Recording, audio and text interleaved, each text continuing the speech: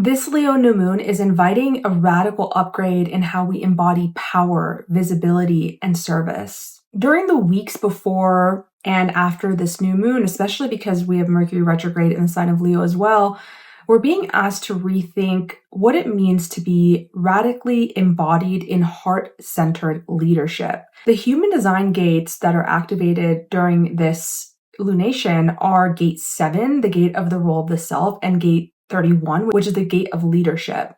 And both of these actually come together to make the channel of the alpha, a very potent leadership channel.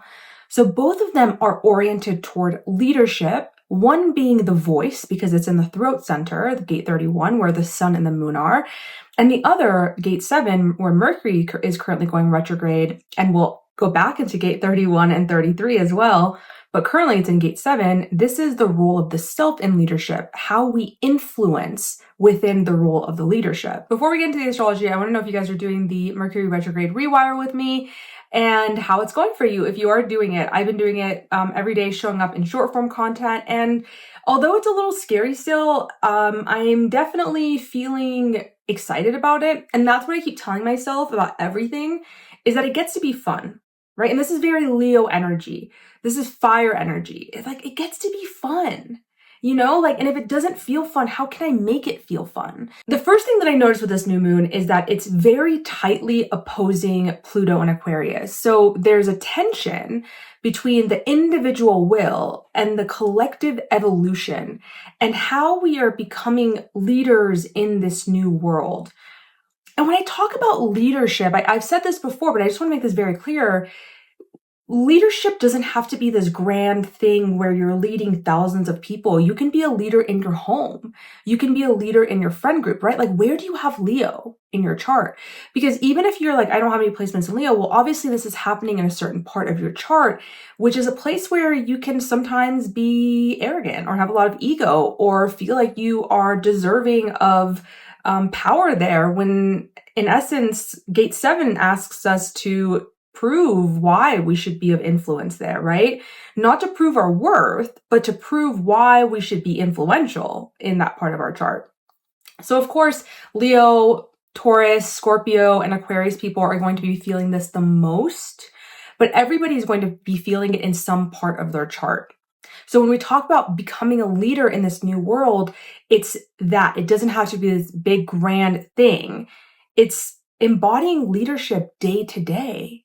How are you the leader of your own life? That's really, to me, what this energy is calling for. How do we become responsible to ourselves through leadership of our lives? How do we become of service to ourselves through leadership of our own lives, rather than trying to micromanage other people's lives and criticize them? It's like, how do we then turn inward and look at what we're doing? With this opposition to Pluto, there may be this unraveling of an identity here that we are having to go through, because Mercury retrograde in Leo is asking us to rediscover our hearts, rediscover ourself. And Leo is a sign that is associated with the self, similar to Aries. Leo is supposed to be selfish.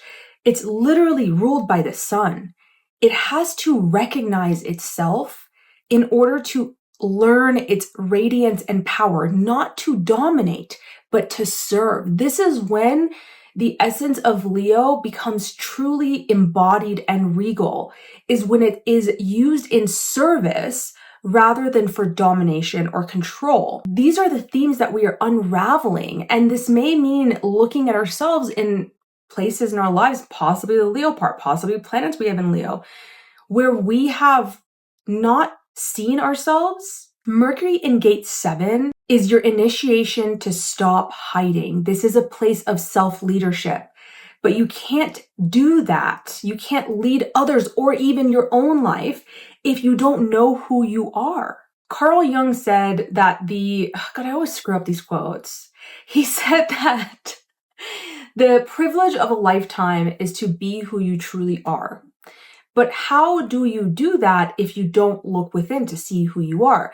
Most of our lives are these constructs, right, that other people have given us. And we can see this in our astrology chart. We can see this in our open centers or undefined centers in human design, which is why I did those videos on the shadow work of those places. because we can see there are areas where we are more likely to take on conditioning from other people.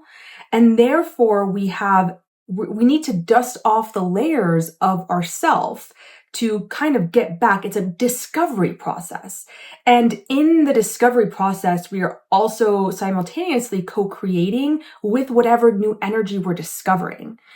But if we're not doing that, then we don't know what we want, right? So this is why, like, in my sessions, I'm going to make you have to look at the stuff that you probably don't want to look at, because that's where the magic is, right? I made that real, and it's true. The magic is in the work you're avoiding.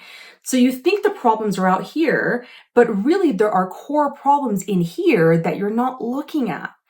And the more that you avoid it, the more you're going to be running around in circles, not realizing why you just can't do the thing. You just can't be this person. You just can't leave this relationship. You just can't go after that job, or whatever it is in your life, because you're not looking at the energetic core, the center. This is the process of going within and seeing what is being asked of me right now. How do I want to show up with heart right now? Beyond this opposition to Pluto, which is once again bringing in this, what kind of leader do I want to be in this new world that's being created? There's also a trine from Saturn and Neptune in Aries, beautiful, beautiful. And there's also a sextile from Uranus and Gemini. This is where that radical new world is also coming into play, right? Because we've got all these outer planets in beautiful harmony together. Saturn, Neptune, trine or sextile with Pluto and Aquarius, which is trine Uranus and Gemini, is asking us to step into what we know to be true, even if we don't have the logical evidence to back it up yet, even if we don't have the data to back it up yet, that we know this is the style of leadership that we want to embody, not what we've been told is the way to show up. The trine from Saturn and Neptune in Aries to Leo new moon is offering grounded and spiritual reinforcement or support. It's that kind of quiet strength that doesn't need approval. It's just approving itself. Leo often wants to be validated, and especially in this first decan, you guys, the first 10 degrees or first really 9, yeah, I guess you could say 10 degrees. There is a desire, there is a fallback of trying to get a big ego. I think it's just really important for us to recognize the difference between what it feels like when we come from ego, which is very protective and defensive, versus our heart, which is open. This decan is ruled by the 5 of Wands. Now, the 5 of Wands is often known as the card of conflict, but I always say that 5s are a number of change. This is one of the reasons why I love working with tarot as a subconscious tool, like I mentioned in my shadow work with tarot video, because the symbols can really help us understand what is coming up in our psyche. So the 5 is saying we need change, and change often comes with conflict. It often comes with chaos. And when we go from the 4, which is foundations, to the 6, which is success, in between that, there is change, there is chaos. Some things have to get reorganized in order to become a new level of success. So we're in that period where it might seem chaotic, but as long as we remember that the chaos, Uranus and Gemini, is we can observe the chaos and not let it affect our center, right? The more that we can stay in our center during this time, using somatic practices, returning to the body, reconnecting with the body. I think it was yesterday that I was doing my content for the Mercury retrograde rewire, and I was getting excited, but I felt this like buzzy feeling in my body. And sometimes the buzzy feeling is good, but I could sense that there was something a little dysregulated about it.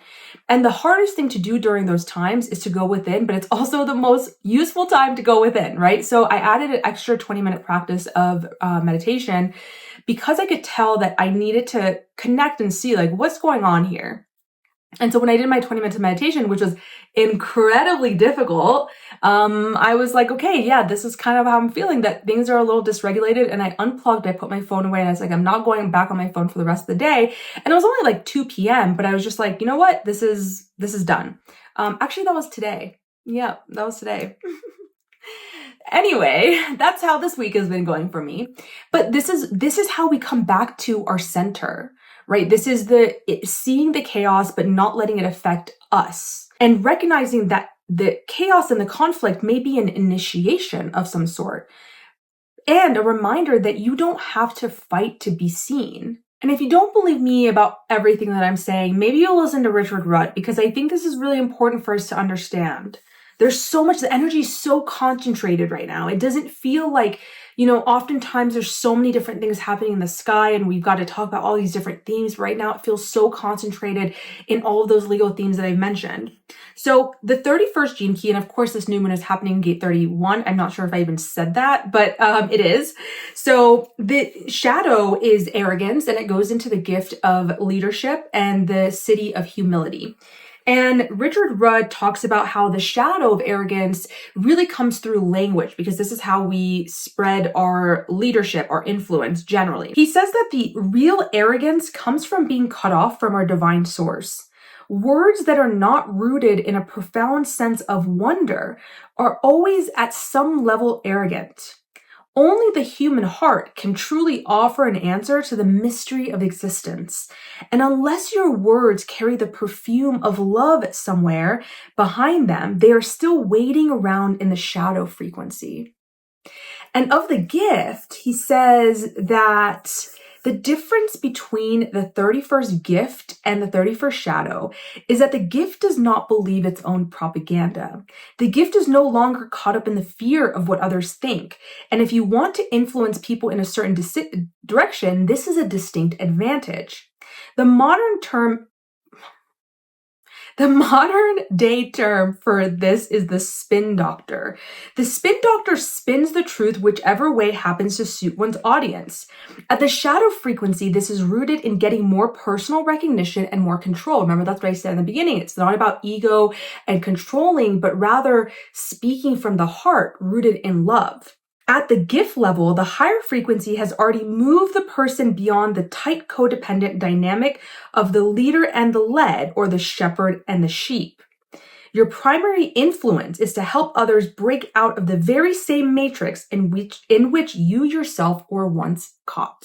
I mean, I could have just said that quote and we could have just left everything else, because that's really a way to encompass the energy right now.